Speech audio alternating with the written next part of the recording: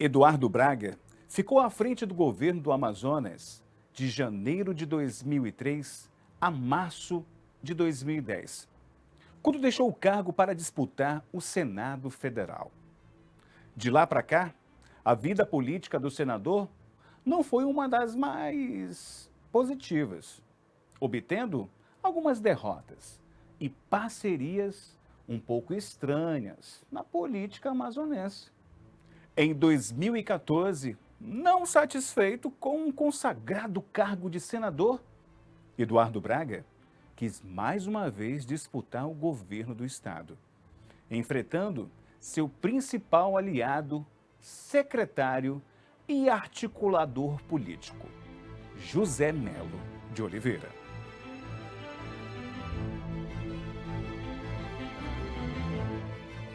De acordo com Melo, houve um acordo que não foi cumprido por Braga. Compromisso dele comigo, de que eu seria governador do estado.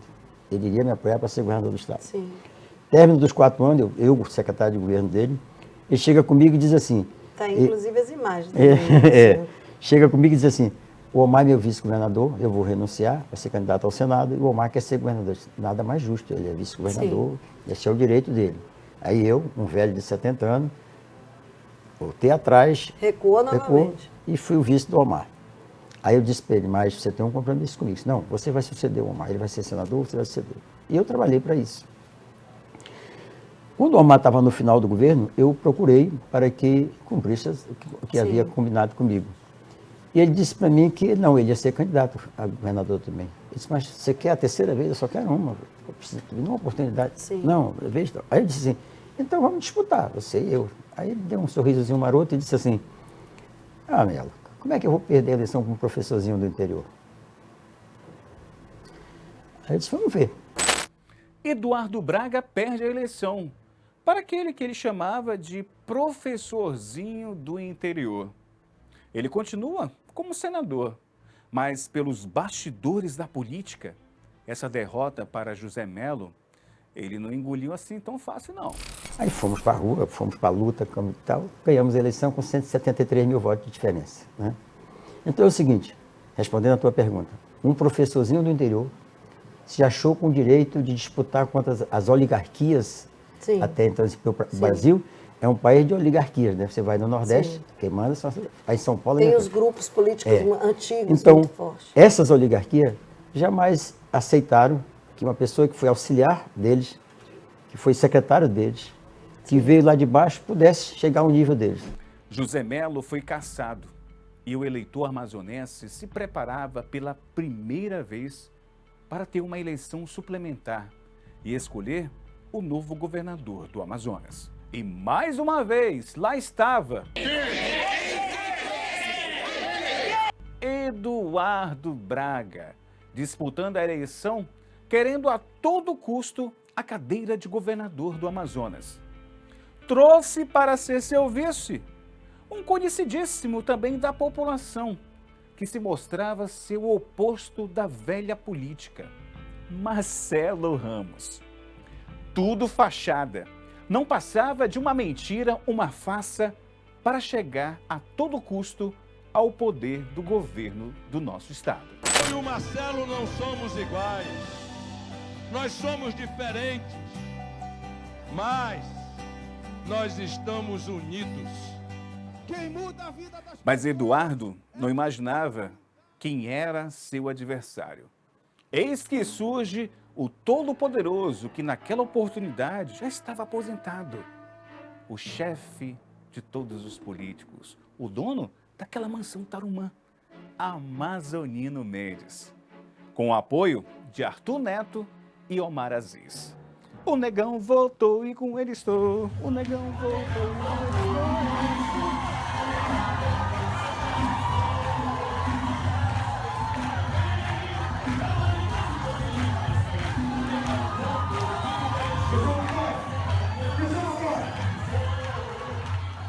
E mais uma vez, Eduardo Braga perdia a eleição para seu padrinho político e amargava mais uma derrota. Já em 2018, ele tinha duas alternativas: ou disputar o governo do estado ou garantir a sua reeleição ao Senado Federal. Ele não é besta, né? Quis mesmo foi a reeleição e ficou caladinho nas eleições de 2018. Mas a reeleição de Eduardo não foi tão fácil assim, não.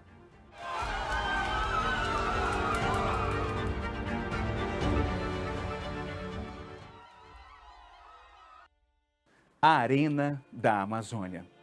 Esse caso lembra outra polêmica envolvendo o senador Eduardo Braga, e que gira em torno da construção da Arena da Amazônia em Manaus. Em 2014, na época, o governador do Amazonas era o atual senador Omar Aziz. Acontece que em 2016, uma emissora transmitiu com exclusividades partes de um depoimento de um ex-diretor da empresa Andrade Gutierrez, responsável pela construção do estádio. A procuradores da Lava Jato, nos relatos, este mesmo executivo revelou que para ganhar a obra da Arena da Amazônia, pagaram propina ao governo. E que pagar propina aqui no estado do Amazonas era bastante rotineiro. Vale destacar que antes de Omar Aziz, o governador do Amazonas era Eduardo Braga, que comandou o estado de 2003 a 2010. Outros depoimentos de Clóvis Primo e Rogério Noura de Sá revelam ainda que a construtora ajudou até mesmo na elaboração do edital de licitação, que já havia um acordo com Braga de garantir a famosa propina de 10% sobre o valor de cada obra da empreiteira. Segundo estes executivos, foram pagos mais de 20 milhões de reais para Omar e 30 milhões de reais para Braga. Em 2016, o Tribunal de Contas do Amazonas confirmou que a Secretaria de Estado de Infraestrutura, a CEINFRA, na gestão do então governador Eduardo Braga, pagou por obras supostamente fantasmas do Alto Solimões em 2008. A Corte de Contas condenou o ex-secretário de Estado de Infraestrutura, Marco Aurélio de Mendonça, a devolver 4 milhões de reais aos cofres públicos por irregularidades nos contratos e a não execução das obras. No mesmo dia, o juiz Everaldo da Silva Lira decretou o bloqueio de R$ 1.300.000 dos bens do ex-secretário em um processo que apura suposto superfaturamento em obras emergenciais em Manaus contratados no ano de 2007. Eduardo Braga também é acusado de um suposto vazamento de informações privilegiadas no processo de privatização da Eletrobras. Na época, foi apresentada na Comissão de Valores Mobiliários uma denúncia para que fosse investigada a relação do então senador com o empresário e acionista da empresa Lírio Parisotto.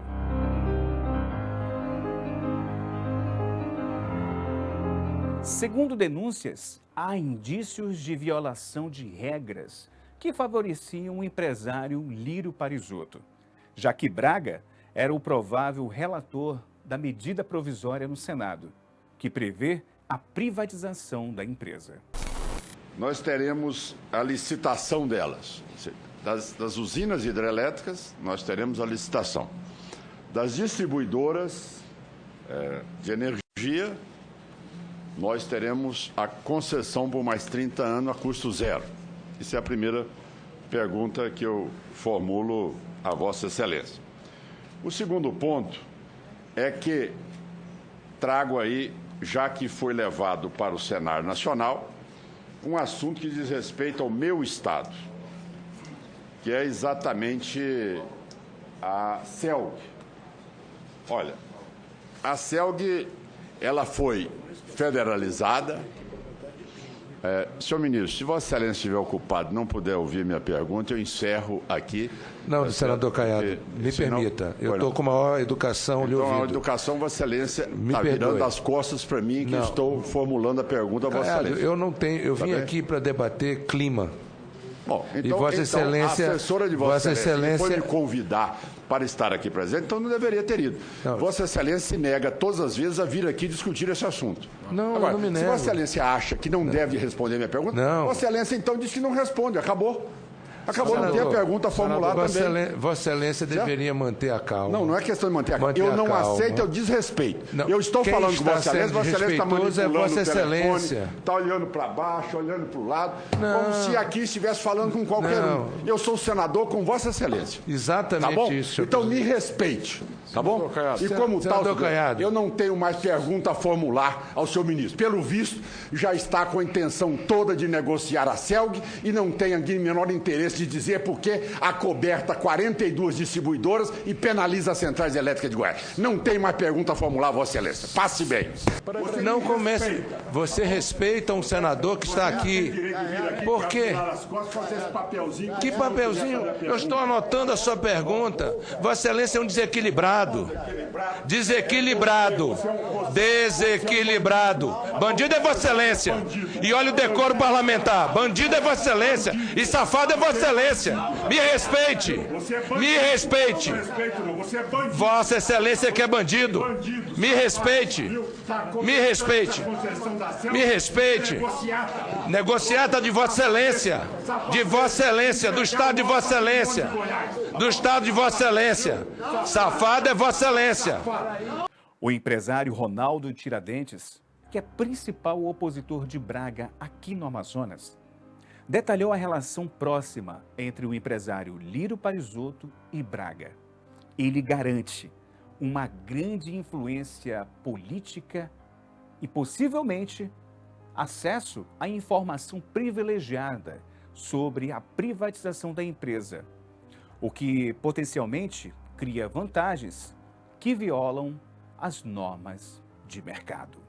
As evidências de uma sociedade entre Lírio Parisotto e Eduardo Braga são muito grandes. Eu não tenho prova concreta do papel, mas as evidências são muito grandes. É preciso se investigar o interesse do Eduardo Braga na privatização da Eletrobras. Qual é o interesse do Eduardo, que está obsessivamente lutando pela privatização da Eletrobras?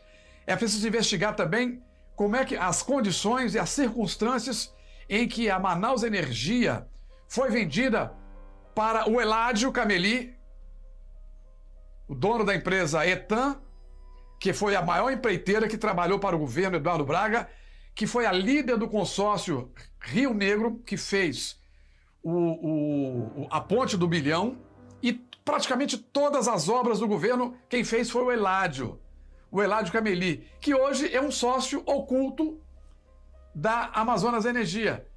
Mas procurem ver no conselho da Amazonas Energia quem são os conselheiros da Amazonas Energia, quem são os fiscais. Filhos do Eládio Cameli, que ainda não entrou de sócio. E o Eládio Cameli? Quem é o sócio do Eládio Cameli nessa operação? Como é que o Ossínio Oliveira, conseguiu R$1 bilhão para pagar os investimentos que o contrato exigiu, os investimentos da Amazonas Energia? Como é que ele conseguiu? O Ossínio Oliveira, tinha R$1 bilhão, tinha garantia, tinha lastro para garantir essa operação? Tudo isso é muito mal cheiroso, tudo isso é muito fedorento. E a Polícia Federal tem que investigar o que está por trás disso, dessa operação da Amazonas Energia e agora da Eletrobras. Porque o senhor Eduardo Braga está com o dedo, com o pé, com o braço, com a cabeça e com o pescoço envolvido nessa operação que eu estou agora aqui denunciando e que ontem o Congresso Nacional se atentou para algo muito estranho que está acontecendo. O senhor Lírio Parisotto está tendo informações privilegiadas sobre a privatização da Eletrobras e está comprando mais ações para se tornar o grande dono da Eletrobras, de toda a companhia, de toda a operação de energia solar, de energia produzida no Brasil. Isso é um escândalo muito maior do que nós imaginamos. A população lixa um bandido, o criminoso e o próprio assaltante, mas perdoa o corrupto, muitas vezes com a velha desculpa: ele rouba, mas faz. No mundo quase sempre governado pela corrupção e arrogância, pode ser difícil se manter firme nos princípios de Deus, pátria e família. Mas como somos brasileiros, não iremos desistir e iremos continuar com a nossa missão. Eu sou o Thiago Quara, este é o Politicando, portal e TV CM7 Brasil. Manaus e o mundo cabem aqui.